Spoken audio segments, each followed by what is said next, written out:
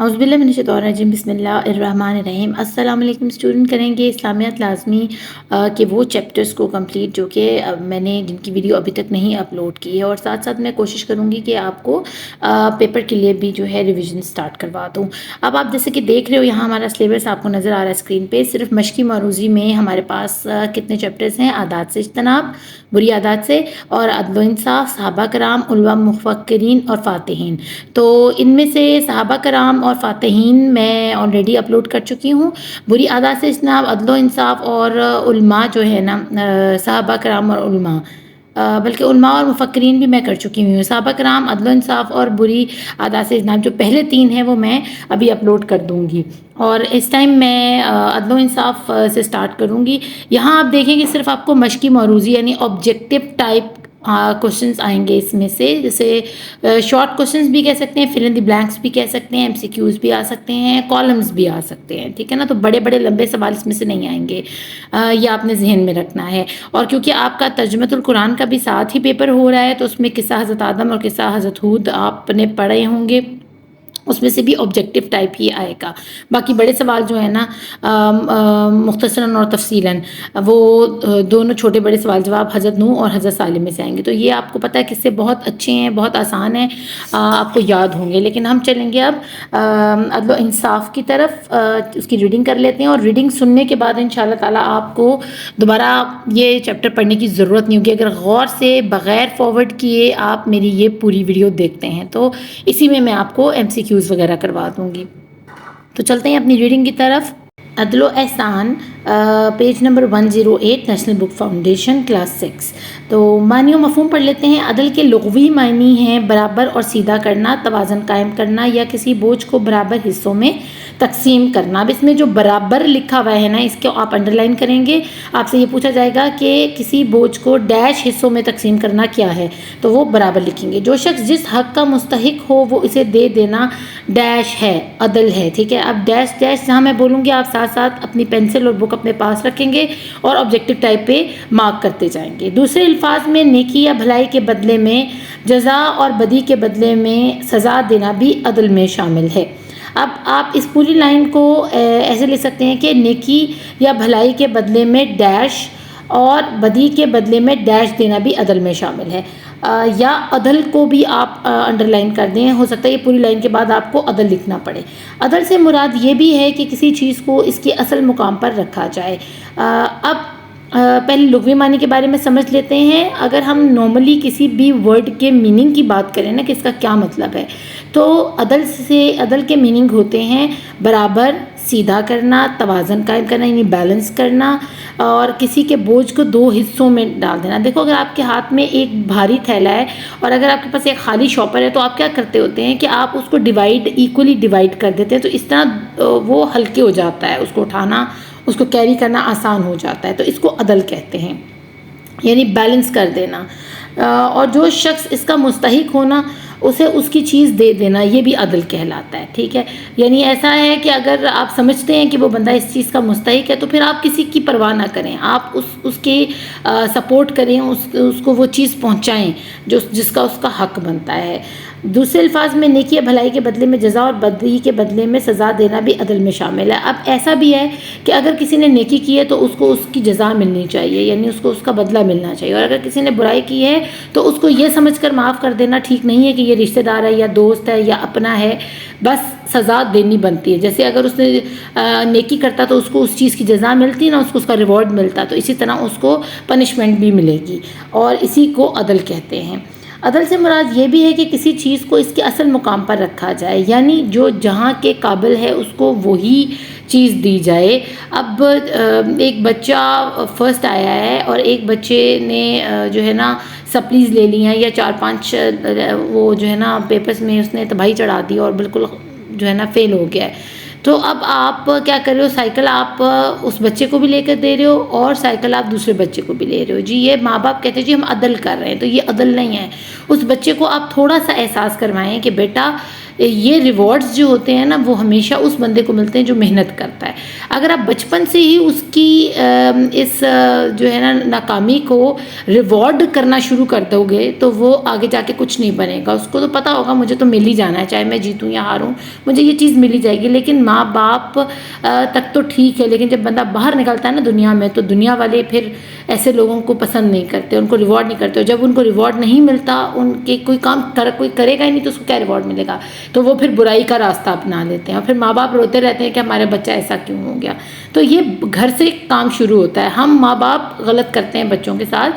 جو فرسٹ آیا اس کو آپ ایک اچھا گفٹ دیں, اور جو نارمل ہے آپ اس کو بھی گفٹ دیں, لیکن اس کو تھوڑا سا احساس ہونے دیں کہ تم بھی محنت کر سکتے تھے, تم بھی یہاں تک پہنچ سکتے تھے. اب آگے ہیں مہربانی اور اچھے رویے کے ہیں. اب اس کے مقابلے میں احسان کے لغوی معنی, اب اگر عدل کے کمپیریزن میں ہم احسان کا لفظ استعمال کریں نا تو اس کے معنی بنتے ہیں نیکی, مہربانی, اچھا رویہ. عدل کے معنی تھے برابر, سیدھا کرنا, ایکولی ڈیوائڈ کرنا. اب عدل اور احسان کو آمنے سامنے رکھ کر اگر دیکھا جائے نا تو ایک طرف توازن قائم کیا جا رہا ہے اور ایک طرف اچھا رویہ رکھا جا رہا ہے. اسلامی اصلاحات میں کسی کو اس کے حق سے زیادہ دے دینا احسان کہلاتا ہے. اگر ایک بندے نے آپ کو جو ہے نا آپ نے کسی سے مدد مانگی ہے, ٹھیک ہے, اور آپ نے اس کو کہا یار مجھے 100 روپیز کی ضرورت ہے, ٹھیک ہے, اور آپ کا دوست اس قابل ہے کہ اس کے پاس کافی پیسے ہیں اور وہ 100 کی بجائے اگر آپ کو 200 دے دیتا ہے اپنی خوشی سے اور وہ کہتا ہے یار چلو کوئی بات نہیں, ہوں گے تو واپس کریں, تو اب اس نے آپ پہ کیا کیا, احسان کیا. حالانکہ آپ کی ضرورت 100 کی تھی, لیکن اس نے محسوس کیا کہ اگر یہ 100 روپیہ لے کر یہ اپنی ضرورت پوری کر لے گا تو بعد میں اس کے پاس کہاں سے پیسے آئیں گے, اگر اس کو دوبارہ کسی چیز کی ضرورت پڑی تو اس کو دوبارہ نہ کسی سے ادھار مانگنا پڑے. تو اس نے آپ پہ احسان کیا کہ ایک ہی وقت میں اس نے آپ کی مشکل کو آسان کر دیا 200 روپے دے کے. تو یہ چیز جو ہے نا احسان کہلاتی ہے, یعنی کسی کے حق سے اس کو زیادہ چیز دے دی جائے تو وہ احسان ہوتی ہے. دوسرے الفاظ میں بھلائی کا بدلہ زیادہ بھلائی سے دینا اور برائی کرنے والے کو طاقت رکھتے ہوئے بھی معاف کر دینا یا اس سے بھی بھلائی کرنا احسان میں شامل ہے. اب بھلائی کا ایک تو یہ ہوگا کہ پیسوں کے ذریعے کسی کی مدد کرنا, کسی پہ احسان کرنا. اب یہ ہے کہ اگر آپ کسی کے ساتھ بھلائی کرنا چاہتے ہو نا تو اس کا اچھا وقت یاد کرو کہ جب اس نے آپ کے ساتھ بھلائی کی تھی, بس احسان کا بدلہ احسان ہے, ٹھیک ہے. اللہ پاک نے فرمایا ہے کہ اگر آپ نے اپنا وہ وقت یاد رکھا کہ جب آپ کی کسی نے مدد کی تھی اور آج اس کو آپ کی ضرورت ہے تو آپ اس سے بہتر طریقے سے اس کی مدد کرو اگر آپ اس قابل ہو تو, کیونکہ احسان کو بدلہ احسان چکاتے ہوئے اور بہترین طریقے سے احسان کرنا یہ جو ہے نا بھلائی بنتا ہے. اور ایسا ہے کہ اگر آپ کے پاس طاقت ہے اور اس وقت نہیں تھی جب آپ کو کسی نے تھپڑ مارا تھا اور اب آپ کے پاس طاقت بھی ہے, پیسہ بھی ہے, تو آپ اس کو معاف کر دو, نہ کہ آپ اپنے پیسے کا استعمال کر کے اب اس کو اس تھپڑ کا جواب دو. تو اللہ معاف کرنے والوں کو پسند کرتا ہے. تو یہ تھوڑا سا جو ہے نا یہاں بچے گڑبڑ کر رہے تھے, احسان کو عدل میں اور عدل کو احسان میں ڈال دیتے تھے. تو یہ تھوڑے سا ڈفرینس ہے اس کے اندر. یہ بات سمجھنے کی کہ احسان کا مفہوم عدل سے زیادہ وسیع ہے.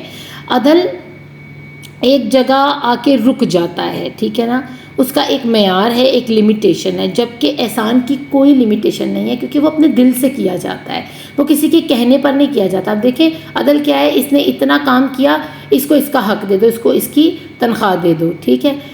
اگر 1 مہینے کی تنخواہ سے اوپر کچھ پیسے اگلے بندے کو مل جائیں تو وہ عدل نہیں ہے. پھر آپ کیا کر رہے ہیں, اس پہ احسان کر رہے ہیں.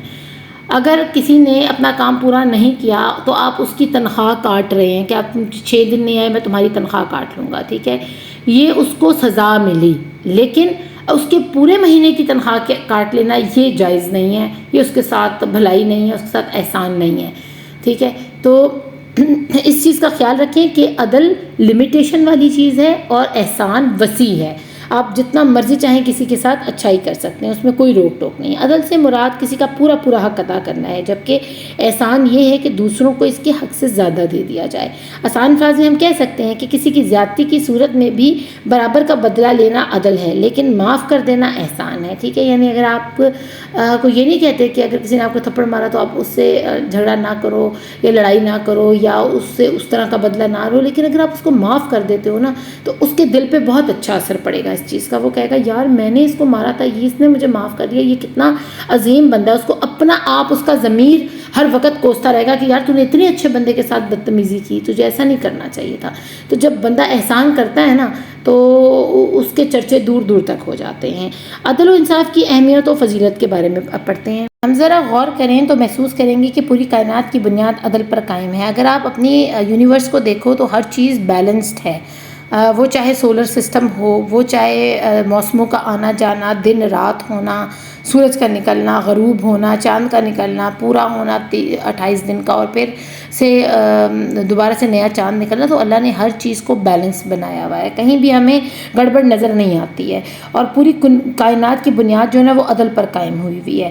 اللہ تعالیٰ کی یعنی ایسا ہے کہ سورج اگر 12 گھنٹے ہے نا تو پھر چاند کی بھی باری آتی ہے, ٹھیک ہے نا. اللہ نے کام بانٹ دیے ہیں دونوں کو, کبھی اتنی دیر تم کام کرو گے اور اتنی دیر تم کام کرو گے. یعنی ہماری جتنی کائنات ہے نا, یہ صرف دنیا کی بات نہیں ہو رہی ہے, پوری کائنات کی بات ہو رہی ہے, سیاروں ستاروں کی, ٹھیک ہے نا, 7 آسمانوں کی بات ہو رہی ہے. تو یہ کافی حیرت کی بات ہے کہ اللہ نے اتنی بڑی کائنات کو کتنا بیلنس وے میں رکھا ہوا ہے. اللہ تعالیٰ کی بے شمار صفات میں سے ایک صفت عادل ہونا بھی ہے. یعنی اللہ کے ناموں میں ایک نام جو ہے نا, ان کی جو صفت ہے, ان کی جو کوالٹی ہے وہ عادل ہے. یعنی اللہ عدل کرنے والا, اللہ کسی کے ساتھ بے انصافی نہیں کرتا.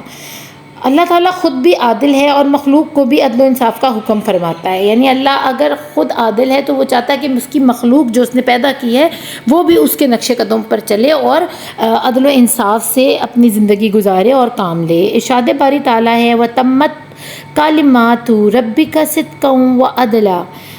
ترجمہ ہے اور آپ کے رب کی بات سچائی اور انصاف کے اعتبار سے پوری ہو گئی. یعنی اللہ نے جو فرمایا وہ سچ اور حق تھا اور انصاف تھا اور وہ بات پوری ہو گئی. معاشرے میں اگر عدل و انصاف کی فضا ہو تو ہر انسان کو اس کا حق ملتا ہے, کسی کو دوسرے سے شکایت نہیں ہوتی اور لوگ امن سے رہتے ہیں. عدل و احسان والے معاشرے میں لوگ خوشحال ہوتے ہیں اور امن, محبت و احترام سے زندگی گزارتے ہیں. جب ہر بندے کی چیز پوری ہو رہی ہے اور اگر کوئی بندہ ٹکٹ لینے گیا ہے اور لائن میں کھڑا ہوا ہے تو اگر کوئی پیچھے سے امیر آدمی آیا ہے تو لائن توڑ کر آگے جا کے ٹکٹ لے رہا ہے تو یہ غلط بات ہے. اگر وہاں پر ڈسپلن وے میں وہ آدمی بھی لائن میں کھڑا ہوگا نا تو اس غریب بندے کو احساس ہوگا کہ یار دیکھو کتنے انصاف والے ہیں یہ, کہ وہ امیر بھی ہمارے ساتھ پیچھے لائن میں کھڑا ہوا ہے. یعنی ڈسپلن وے سے چل رہا ہے, بیلنس چیز چل رہی ہے. اور ہماری زندگی جو ہے نا, جیسے اب کوڑے اٹھانے والے آئیں تو وہ سب کا اگر کوڑا اٹھا رہے ہیں اور ایک غریب بندہ کھڑا اس کے گھر کا نہیں اٹھاتے, اس کو کہتے ہیں یار تو اپنا خود پھینک کرا, تو وہ عجیب محسوس کرے گا اپنے آپ کو, وہ اپنے معاشرے میں رہتے ہوئے اپنے آپ کو معاشرے کا حصہ نہیں سمجھے گا. تو ہمیں عدل و انصاف, خوشحالی کے لیے عدل و انصاف کا ہونا, محبت اور احترام کا ہونا, پیار سے زندگی گزارنے کے لیے عدل کا ہونا معاشرے میں بہت ضروری ہے. سورہ المائدہ کی آیت 8 میں ارشاد ربانی ہے اعدلوا هو اقرب للتقوی. عدل کیا کرو, یہ تقوی کے زیادہ قریب ہے. اور آپ کو پتہ ہے نا تقوی کیا چیز ہے. آپ سے نے فرمایا کوئی کسی عربی کو اجمی پر اور کسی اجمی کو عربی پر فوقیت حاصل نہیں سوائے تقوی کے. یعنی اللہ کی نظر میں صرف وہی انسان بڑا ہے جو تقوی میں آگے ہے. اور تقوی کے نزدیک پہنچنے کے لیے اگر جو بندہ عادل ہے نا, سمجھ لو کہ وہ تقوی کو جلد ہی میٹ کر لے گا, اپروچ کر لے گا. گویا تقوی جو اللہ تعالیٰ کا قرب حاصل کرنے کا ذریعہ ہے عدل سے حاصل ہوتا ہے. تو اگر تقوی لینا ہے, اللہ کے نزدیک جانا ہے, تو پہلے آپ کو عدل کرنا ہوگا, انصاف کرنا ہوگا, عادل بننا ہوگا. عدل سے اللہ تعالیٰ ہمیں عدل کے ساتھ ساتھ احسان کرنے کا بھی حکم دیتا ہے. اب ایسا کیسے ممکن ہے کہ عدل ہو اور وہاں احسان نہ ہو؟ تو عدل اور احسان ساتھ ساتھ چلتے ہیں, لیکن عدل لمیٹڈ ہے, احسان ان لمیٹڈ ہے. ان اللہ یامر بالعدل والاحسان. سورہ نحل ہے آیت نمبر 90. ترجمہ بے شک اللہ حکم فرماتا ہے عدل کا اور احسان کا. جہاں عدل کی بات کی اللہ نے, وہیں اگلا لفظ جو اگلا حرف جو آیت کا ہے وہ احسان ہے. یعنی جہاں اللہ پاک آپ کو حکم دے رہا ہے کہ عدل کرو, وہاں آپ کو حکم دے رہا ہے کہ احسان بھی کرو. ایک دوسرے مقام پر اللہ تعالیٰ نے احسان کرنے کی ترغیب اس انداز سے دلائی. وَأَحْسِنُوا إِنَّ اللَّهَ يُحِبُّ الْمُحْسِنِينَ. البقرہ 195. ترجمہ ہے اور نیکی کرو, بے شک اللہ نیک لوگوں کو پسند فرماتا ہے. اور نیکی کرو, نیکی کا حکم اس کے ساتھ ساتھ چل رہا ہے. نیکی بھی کیا ہے؟ احسان ہے. ٹھیک ہے نا. آپ نیکی کرتے ہو، کسی کو اس کے ساتھ عدل کرتے ہو، جس طرح اللہ نے حکم دیا ویسا کرتے ہو، تو آپ نیکی کر رہے ہو، بھلائی کر رہے ہو. ٹھیک ہے. تو اگر آپ نیکی کر رہے ہو تو سمجھو وہ بھی آپ کو تقوی کی طرف لے کر جا رہی ہے. اب عدل کرنے سے آپ کو کتنے فائدے ہو رہے ہیں. آپ کا جو ہے نا پلڑا بھاری ہوتا چلا جا رہا ہے. یعنی اللہ کرنے کو تو صرف آپ ایک عدل کر رہے ہو، ایک آرڈر پاس کر رہے ہو. ٹھیک ہے نا. لیکن آپ کو نیکی کا بھی ثواب مل رہا ہے، اس میں احسان کا بھی ثواب مل رہا ہے، اس میں آپ کو عدل کا بھی ثواب مل رہا ہے. عدل و انصاف کے بارے میں نبی کریم صلی اللہ علیہ وسلم کا فرمان عالی شان ہے. اب حدیث کی طرف چلتے ہیں. پہلے ہم نے 3 آیات کے بارے میں پڑھ لیا جو عدل و احسان سے کانٹیکس میں تھیں. اب ہم پڑھتے ہیں حدیث کے عدل و انصاف کے بارے میں آپ صلی اللہ علیہ وسلم نے کیا فرمایا ہے. بے شک عادل لوگ اللہ کے نزدیک نور کے ممبروں پر ہوں گے. یہ وہ لوگ ہیں جو اپنے فیصلوں، اپنے اہل و عیال اور اپنی رعایا میں انصاف سے کام لیتے ہیں. اب آپ یہ یاد رکھیں کہ معراج پر جب آپ صلی اللہ علیہ وسلم تشریف لے کر گئے ہیں نا، تو وہ جنت دوزخ کا منظر اپنی آنکھوں سے دیکھ کر آئے ہیں. تو اب جو آپ صلی اللہ علیہ وسلم فرما رہے ہیں نا کہ عادل لوگ اللہ کے نزدیک نور کے ممبروں پر ہوں گے، تو وہ نور کے ممبر آپ صلی اللہ علیہ وسلم اپنے آنکھیں مبارک سے وہاں پر دیکھ کر آئے ہیں کہ وہ نور کے ممبر کیسے ہیں. یعنی اللہ کے پاس وہ صوفے لگے ہوئے ہیں یا ممبر لگے ہوئے ہیں یا وہ سٹیج لگے ہوئے ہیں جو اللہ کے نور سے چمک رہے ہیں، اور وہاں پر اللہ بٹھائے گا عدل کرنے والوں کو جو عادل لوگ ہیں. اور دیکھیں کتنا بڑا ریوارڈ ہے اس چیز کا. یہ وہ لوگ ہیں جو اپنے فیصلوں، اپنے اہل و عیال اور اپنی رعایا میں انصاف سے کام لیتے تھے. یعنی عدل کہاں کہاں کرتے تھے؟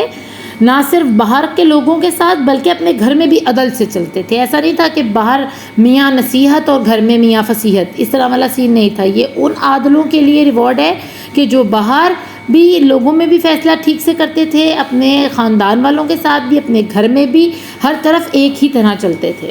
اس حدیث پاک سے واضح ہوتا ہے کہ انسان جس حیثیت میں بھی ہو اسے عدل سے کام لینا ہوگا. ایسا نہیں ہے کہ وہ امیر ہے یا غریب ہے یا کیسا بھی ہے اس کو عدل کرنا ہے. وہ جیسا بھی ہے، وہ ماں ہے، وہ باپ ہے، وہ بھائی ہے، وہ بہن ہے، وہ جو بھی ہے، ہر بندے کو عدل سے چلنا ہے. گھر میں والدین کو اپنے تمام بچوں کے ساتھ یکساں سلوک کرنا چاہیے اور بیٹے یا بیٹی کا فرق نہیں رکھنا چاہیے. اکثر ہوتا ہے مائیں جو ہوتی ہیں نا بیٹوں کو گوشت کی بوٹی اچھی والی ڈال دیتی ہیں، ٹھیک ہے، کیونکہ ان کا حق ہوتا ہے لیگ پیس کے اوپر اور اچھی بوٹیوں کے اوپر. اور بیٹیاں جو ہے نا بیچاری منہ دیکھ رہی ہوتی ہیں، ان کے حصے میں وہی عجیب و غریب جو ہے نا مرغی کے حصے آ رہے ہوتے ہیں. اور میں نے بہت ایسے گھروں میں ایسا ہوتے دیکھا ہے، اس لیے میں کہہ رہی ہوں. اور اللہ کرے کہ آپ لوگوں کے گھر میں ایسا کچھ نہ ہو رہا ہو، بلکہ ہمارے گھر میں تو ہماری بیٹیاں یقین کریں بیٹے منہ دیکھ رہے ہوتے ہیں اور بیٹیاں ماشاءاللہ کھا جاتی ہیں. لیکن یہ بھی غلط بات ہے. دونوں کو برابر رکھنا چاہیے. حکمرانوں کو اپنی تمام رعایا سے قانون کے مطابق یکساں برتاؤ کرنا ہوگا. اب حکمرانوں پہ سب سے بڑی ذمہ داری عائد ہوتی ہے کہ وہ اپنے ملک کی جو رعایا ہے اس کا اس چیز کا خیال رکھیں کہ قانون جو ہے نا صرف غریب کے لیے نہ ہو، امیر کے لیے بھی ہو. جو زیادتیاں بیچارے غریب اپنے اوپر برداشت کریں نا امیروں کی وجہ سے، وہ امیروں کو بھی ذرا برداشت کرنی پڑے. اس میں رنگ و نسل، علاقے، قبیلے اور مذہب سے بالا تر ہو کے انصاف کے ساتھ نظام چلانا چاہیے. ایسے عادل حکمران کے بارے میں نبی پاک صلی اللہ علیہ وسلم نے بشارت دی کہ وہ قیامت کے دن اللہ تعالیٰ کی رحمت کے سائے میں ہوں گے. اب پہلی والی حدیث میں عام لوگوں کی بات ہو رہی ہے، ٹھیک ہے، وہاں حکمرانوں کی بات نہیں ہو رہی ہے کہ ایسے لوگ جو عدل کرتے ہیں ان کو اللہ اپنے نزدیک نور کے ممبروں پر بٹھائے گا. ٹھیک ہے نا، وہ نور کے ممبروں پر ہوں گے. اور یہاں کس کی بات ہو رہی ہے؟ اب ایڈریس کیا جا رہا ہے حکومت کے لوگوں کو، جو کہ جن کے پاس پاور دی اللہ نے. ٹھیک ہے نا، ان کے پاس پاور ہے، ان کے پاس کرسی ہے، وہ کر سکتے ہیں سب کچھ، آرڈر چلا سکتے ہیں اور ان کے ایک آرڈر سے سب کچھ بدل سکتا ہے. تو اب ان کے لیے کیا حدیث آپ صلی اللہ علیہ وسلم فرمائی ہے کہ ان کو بشارت دے دی ہے اور خوشخبری ہے یہ. ٹھیک ہے، یہ 100% شیورٹی کے ساتھ ہے کہ قیامت کے دن اللہ تعالیٰ کی رحمت کے سائے میں ہوں گے. حدیث جبرائیل علیہ السلام کی روح سے احسان یہ ہے کہ ہر کام کو بہترین انداز میں کیا جائے، جیسے کہ رسول اللہ خاتم النبیین صلی اللہ علیہ وسلم نے اس کی وضاحت فرمائی. جب جبرائیل علیہ السلام نے رسول اللہ خاتم النبیین سے پوچھا کہ احسان کیا ہے تو آقا صلی اللہ علیہ وسلم نے فرمایا. اب حدیث جبرائیل سے کیا مراد ہے کہ حضرت جبرائیل نے یہ بات کہی ہے. ٹھیک ہے نا، آقا صلی اللہ علیہ وسلم نے حدیث کی باتوں میں کہا کہ جبرائیل نے مجھ سے ایک دن آ کر پوچھا کہ آپ صلی اللہ علیہ وسلم مجھے بتائیں کہ احسان کیا ہے. آپ دیکھیں حضرت جبرائیل ایک فرشتے ہیں، مقرب فرشتے ہیں، سب سے بڑے فرشتے ہیں اللہ کے. ٹھیک ہے، وہ اللہ کا پیغام آپ صلی اللہ علیہ وسلم تک اور باقی نبیوں تک لے کر آتے رہے ہیں. تو یہاں جب بھی حدیث بیان کی جاتی ہے نا، اب یہ بتایا جاتا ہے کہ یہ آپ صلی اللہ علیہ وسلم نے کس کے سامنے یہ بات کی. ٹھیک ہے، تو اس کو پھر ہم حدیث کا حصہ بناتے ہیں کہ اچھا اس بندے نے سنا آپ صلی اللہ علیہ وسلم کو یہ کہتے ہوئے. تو یہاں پر کون موجود ہے؟ یہاں حضرت جبرائیل علیہ السلام موجود ہیں. تو آپ صلی اللہ علیہ وسلم سے انہوں نے پوچھا کہ آپ صلی اللہ علیہ وسلم احسان کیا ہے؟ تو آپ صلی اللہ علیہ وسلم نے فرمایا احسان یہ ہے کہ تم اپنے رب کی عبادت اس انداز میں کر کہ تو اسے دیکھ رہا ہو. اگر ایسا ممکن نہ ہو تو پھر یہ تصور کر کہ وہ تجھے دیکھ رہا ہے. صحیح مسلم 97 یہ ہے اور یہ بہت امپورٹنٹ حدیث ہے. اس کو اچھے سے آپ نے یاد کرنا ہے کہ روایت کرنے والا بھی کوئی عام نہیں ہے اور حدیث بھی آپ کو پتہ ہے آپ صلی اللہ علیہ وسلم ہمارے پیارے نبی صلی اللہ علیہ وسلم کی ہے. تو یہ آپ نے یاد رکھنی ہے کہ جب آپ نماز پڑھ رہے ہو نا تو اگر خوش و خضوع سے پڑھنی چاہیے. اگر کوشش کرو کہ آپ یہ دھیان لگاؤ کہ اللہ مجھے دیکھ رہا ہے. ٹھیک ہے، جیسے آپ کی کلاس میں آپ کی ٹیچر آپ کو دیکھ رہی ہو تو آپ کوئی الٹی حرکت نہیں کرتے. تو جب اللہ تو ہمیں ہر وقت دیکھ رہا ہے، سن رہا ہے، ٹھیک ہے، اس سے کچھ چھپا ہوا نہیں ہے. تو یہی آپ سے فرمایا کہ جب نماز پہ کھڑے ہوتے ہو نا تو ارد گرد نظریں گھمانے اور ارد گرد کی باتوں سے بیگانے ہو کے یہ سوچا کرو اللہ اس وقت مجھے دیکھ رہا ہے. اگر یہ نہیں خیال آپ ذہن میں کر سکتے یا کانسنٹریٹ نہیں کر سکتے تو یہ سوچو کہ میں اللہ کو دیکھ رہا ہوں. ٹھیک ہے،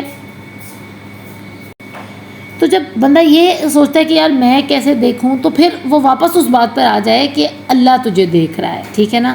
اگر یہ کانسنٹریشن نہیں نہ بنتی کہ میں اللہ کو دیکھ رہا ہوں یا میں اللہ سے بات کر رہا ہوں تو اس چیز پر آ جانا چاہیے کہ اللہ تو مجھے دیکھ رہا ہے نا. اگر میں نہیں دیکھ پا رہا تو پھر آپ کی نماز کبھی خراب نہیں ہوگی. آپ اچھے سے نماز ادا کرو گے اور ارد گرد سے جو ہے نا باتوں سے دھیان آپ کا ہٹ جائے گا اور برے خیالات سے.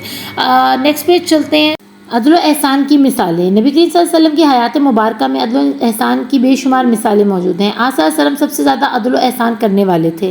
آپ سے بڑھ کر کون ویسے عدل و انصاف کر سکے گا؟ عدل کے مقابلے میں کسی کے جاہ و منصب کو خاطر میں نہ لاتے. جاہ و منصب ہوتا ہے یہ نہیں دیکھتے کہ کوئی وزیر ہے یا کوئی بادشاہ ہے یا کوئی صوبے دار ہے یا کوئی سردار ہے، نہیں دیکھتے تھے. جب عدل کرنا ہے تو عدل کرنا ہے. اگر غریب کی غلطی نہیں ہے تو اس کو معاف کرنا ہے اور امیر کی غلطی ہے تو اس کو سزا دینی ہے. تو اس لیے جاہ و منصب سے مراد یہ ہے کہ نہ اس کا رتبہ دیکھتے تھے، نہ اس کی جائیداد دیکھتے تھے، نہ اس کی امیری دیکھتے تھے. جب غلطی کی ہے تو سزا ملتی تھی. ایک دفعہ آپ یہاں پر دو جو واقعے ہیں آپ نے دل سے ان کو یاد کر لینا ہے. انہی میں سے بہت زیادہ چانسز ہوتے ہیں. ایک تو اہل بیت و اطہار کے اور باقی یہ جو دو میں آپ کو ابھی سنانے لگی ہوں. ایک دفعہ قریش کی ایک معزز قبیلے کی خاتون چوری کے الزام میں پکڑی گئی. آپ صلی اللہ علیہ وسلم نے شرعی قانون کے مطابق اس عورت کے ہاتھ کاٹنے کی سزا سنائی. اب وہ کیا تھی؟ بڑے گھرانے کی تھی، بڑی ٹھیک ٹھاک تھی، لیکن آپ کو پتہ ہے گندی عادت ہے چوری کسی کو بھی پڑ سکتی ہے. تو لوگوں نے سفارش کی کہ اس عورت کو معاف کر دیا جائے کیونکہ جی وہ بڑے گھرانے کی ہے، ان کا نام خراب ہوگا، پلیز اس کو معاف کر دیں. تو آپ صلی اللہ علیہ وسلم نے ارشاد فرمایا کہ اللہ کی قسم اگر میری بیٹی فاطمہ رضی اللہ عنہا بھی یہ کام کرتی تو اس کو بھی یہ سزا ملتی. نعوذ باللہ. اس کا مطلب یہ نہیں ہے، ہم لوگ کبھی کبھی غلط اس کو انٹرپریٹ کر دیتے ہیں کہ بی بی سے بھی یہ کام ہو سکتا تھا. وہ تو آپ صلی اللہ علیہ وسلم کی رحمت کے سائے میں پلی بڑھی تھی، لیکن یہاں تنبیہ تھی آپ صلی اللہ علیہ وسلم کی. ٹھیک ہے نا. وہ بتا رہے تھے کہ اگر میرے اپنے گھر کی بات بھی ہوتی نا تو بھی میں معاف نہ کرتا. میں کون ہوں؟ میں اللہ کا آخری رسول ہوں، میں بادشاہ ہوں، میں اس دنیا اور دونوں جہانوں کے لیے رحمت بن کر آیا ہوں. اگر میرے گھر میں بھی یہ کام ہوتا نا تو میرے سے بڑا رتبہ کس کا ہے اس دنیا میں؟ اللہ کے بعد میرے سے بڑا کیا کون ہے؟ تو اگر میرے گھر میں بھی ایسا ہوتا تو میں اپنی بیٹی کے بھی ہاتھ کاٹ دیتا. یعنی بات ہی ختم کر دی انہوں نے کہ آگے کوئی وہ بات کر ہی نہ سکیں. سیکنڈ ہے فتح مکہ کے موقع پر آپ صلی اللہ علیہ وسلم کے اہل مکہ کو معاف کر دیا اور ان کی عزت افزائی فرمائی، حالانکہ ان کے بے پناہ مظالم اور دشمنی کی وجہ سے آپ کو ہجرت کرنا پڑی تھی. اب پہلے والا جو آپ کو قریش کی عورت، معزز قبیلے کی عورت کا بتایا ہے وہ ہے عدل، آپ صلی اللہ علیہ وسلم کی عدل کی مثال. ٹھیک ہے. بچے کیا کرتے ہیں؟ عدل و احسان کی مثال کے طور پر ایک ہی واقعہ لکھ دیتے ہیں. تو یہ ایک واقعہ نہیں ہے. عدل کیا ہے اس عورت کو سزا دے کر، اور اب دوسرا جو واقعہ ہے نا اس میں آپ صلی اللہ علیہ وسلم احسان فرما رہے ہیں. ٹھیک ہے. یعنی فتح مکہ میں جب آپ انٹر ہوتے ہیں مکہ میں تو مکہ والوں نے تھوڑے مظالم کیے، یہاں تک کہ آپ صلی اللہ علیہ وسلم کے قتل تک کے منصوبے بنائے اور ان کے گھر تک پہنچ گئے. وہ تو اللہ کے حکم سے آپ صلی اللہ علیہ وسلم نے ہجرت مدینہ فرمائی تو آپ صلی اللہ علیہ وسلم کی جان کو خطرہ نہ ہوا، نہیں تو وہ تو پہنچ گئے ہوئے تھے اپنے یہ جو ہے نا ذلیل عزائم کو لے کر اپنے ساتھ. تو اب یہاں پر آپ صلی اللہ علیہ وسلم اس وقت بادشاہ بادشاہ کی شکل میں انٹر ہو رہے ہیں مکہ میں، ٹھیک ہے، 10,000 کا لشکر ہے ساتھ ان کے صحابہ کا، تو مکے والے ڈر رہے ہیں، تھر تھر کانپ رہے ہیں کہ اب ہماری تو خیر نہیں، لیکن آپ جیسے ہی انٹر ہوتے ہیں آپ نے سب کو معاف کر دیا اور سب کی عزت کی، ٹھیک ہے۔ تو اب کیا تھا کہ آپ کے پاس طاقت پاور ہونے کے باوجود آپ نے معاف کر دیا، تو یہ احسان کہلاتا ہے۔ ان کے بے پناہ مظالم اور دشمنی کی وجہ سے آپ صلی اللہ علیہ وسلم کو ہجرت کرنا پڑی تھی، ٹھیک ہے، تو آپ نے کیا کیا، ان پر احسان کر دیا، ان کو معاف کر کے ان پہ احسان کر دیا۔ یہاں عدل نہیں ہے، عدل یہ تھا کہ جو کچھ انہوں نے آپ صلی اللہ علیہ وسلم کے ساتھ کیا ان کو بھی ایسی سزا دی جاتی، لیکن اب کیا ہوا، انہوں نے احسان کر کے، لیکن اللہ پاک نے کیا فرمایا، جو معاف کر دے، طاقت ہوتے ہوئے بھی معاف کر دے، وہ جو ہے نا میرے سب سے زیادہ نزدیک ہے۔ تو یہاں دوسری مثال جو ہے نا وہ عدل پہ ہے۔ اہل بیت اطہار صحابہ کرام رضی اللہ عنہ کی زندگیاں عدل و احسان کے واقعات سے بھری پڑی ہیں۔ اب ہم نے آپ صلی اللہ علیہ وسلم کی مثالیں پڑھ لیں، اب ہم جو اصحاب ہیں اور اہل بیت اطہار ہیں ان کے بارے میں پڑھیں گے، ایک ایک مثال ان کی دیکھ لیں گے۔ خلفائے راشدین نے اپنے اپنے عہد حکومت میں عدل و انصاف کا مثالی نظام قائم کیا، اپنی غیر مسلم رعایا کے حقوق کی ادائیگی میں کوئی کسر نہ چھوڑی، یعنی مائنورٹیز، کرسچن، یہودی جو وہاں رہتے تھے اس وقت، تو ان کو ویسے ہی حقوق ملتے تھے جیسے کہ ایک مسلمان کو ملتے تھے۔ حضرت عمر رضی اللہ عنہ خلیفہ ہیں، مگر اپنے لباس کے لیے دیگر صحابہ کی طرح مال غنیمت سے ایک ہی چادر لیتے ہیں۔ اب یہاں پر کیا حال ہے، اب جو حکمران ہیں ان کے آپ جا کے کپڑے دیکھیں، ان کا ایک ایک سوٹ لاکھوں روپے میں ہوتا ہے، لیکن حضرت عمر کی مثال دیکھیں، خلیفہ دوم کہ سب کچھ ہوتے ہوئے بھی مال غنیمت سے بھرا پڑا ہے بیت المال، لیکن جس طرح سب کو ایک ایک چادر ملی ہے، انہوں نے بھی اپنے رتبے کا استعمال نہیں کیا، انہوں نے یہ نہیں کہا کہ میں تو خلیفہ ہوں مجھے تو زیادہ 2 چادریں ہیں، انہوں نے کہا نہیں، سب کو ایک ملی ہے، یہ عدل ہے، ٹھیک ہے، یہ عدل کی مثال ہو رہی ہے۔ تو انہوں نے بھی ایک چادر لی مال غنیمت میں سے، جس کا مطلب یہ ہوا کہ حاکم کا حق بطور انسان عام شہری سے فائق نہیں، زیادہ نہیں، ایسا نہیں ہے کہ اس کا منصب ہے تو اس کو زیادہ حق مل جائے گا، جو جتنا حق ہے اتنا ہی ملے گا۔ حضرت علی رضی اللہ عنہ ایک مقدمے میں مدعی کے طور پر قاضی کے سامنے پیش ہوتے ہیں، قاضی ناکافی ثبوت کی بنیاد پر فیصلہ یہودی کے حق میں کر دیتے ہیں، تو آپ خوش دلی سے اس فیصلے کو قبول کر لیتے ہیں۔ اب کیا ہوا، آپ نے نظام کے ساتھ جا کر حضرت علی نے یہ فیصلہ مان لیا کہ ٹھیک ہے، اگر میرے پاس ثبوت نہیں ہے یہودی کے خلاف اور آپ اگر جج فیصلہ سنا رہا ہے تو میں خوش دلی سے قبول کرتا ہوں۔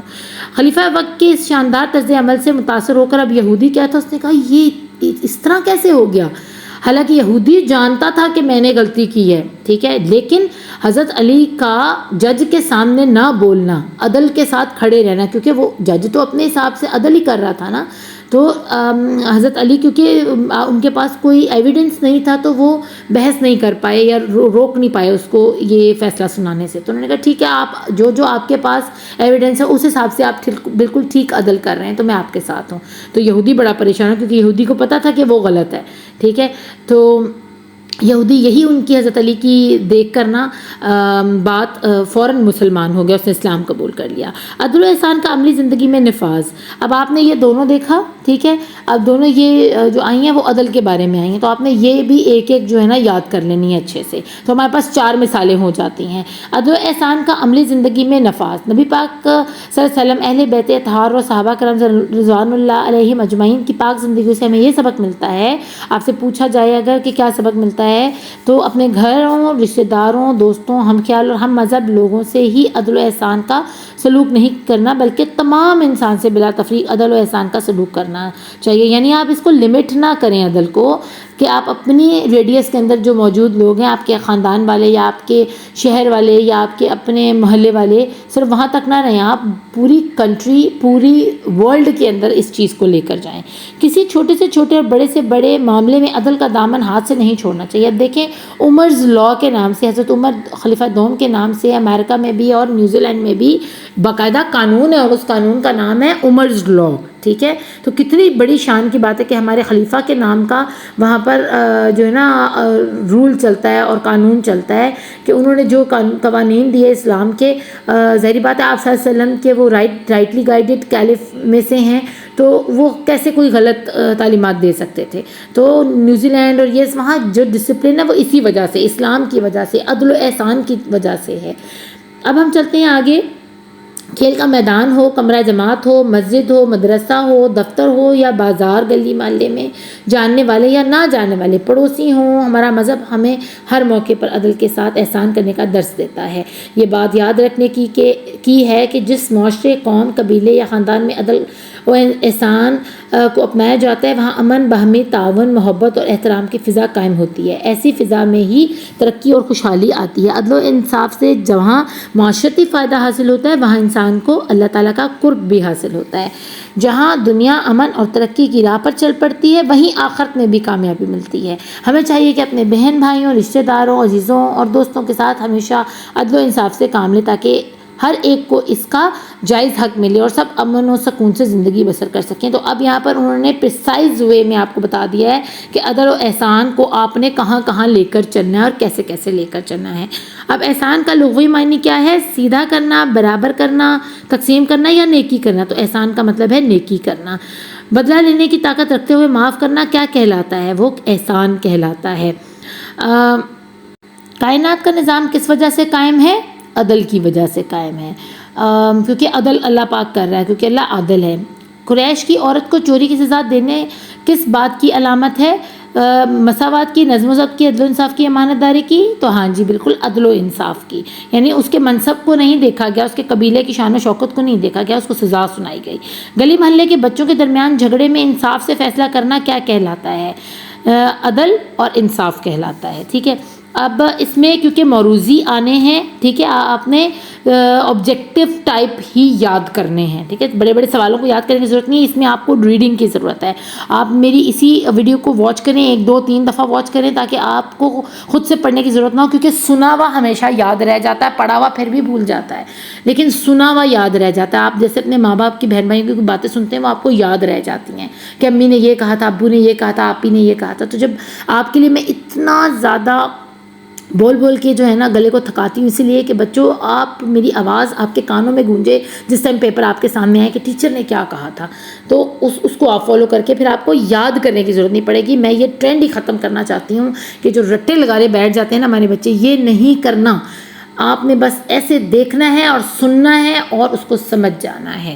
تو یہ تھا بچوں ہمارا حسن معاملات و معاشرت کا چیپٹر 5 اور اس کا عدل و احسان کا ہم نے کر لیا ہے کمپلیٹ۔ انشاءاللہ تعالیٰ نیکسٹ میں ہم کریں گے بری عادات سے اجتناب، ٹھیک ہے، تو اپنا خوب خیال رکھیے گا۔ تھینک یو فار واچنگ، اللہ نے کے بعد۔